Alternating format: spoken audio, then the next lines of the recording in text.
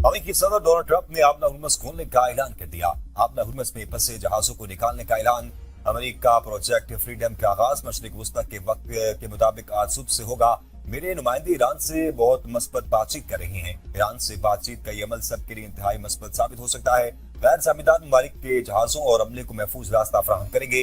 America ने मशरिक वस्ता और खास तौर पर ईरान की जानिब से इस इक़दाम को इंसानी हमदर्दी करार दिया। इक़दाम फरीकैन के दरमियान खैर सगाली और फरोग देने में अहम किरदार अदा कर सकता है। इस इंसानी हमदर्दी में किसी भी किस्म की रुकावट डाली गई तो सख्त जवाब देंगे। गैर जानिबदार ममालिक ने कहा कि वो आबना हुर्मुज़ में फंस गए हैं। आबना हुर्मुज़ में फंसने वाले मुतअद्दिद मुल्क में बेकसूर और मासूम है। ऐसे न्यूट्रल ममालिक फंसे हैं जो ईरान, मशरिक वस्ता और हमारे लिए अच्छे।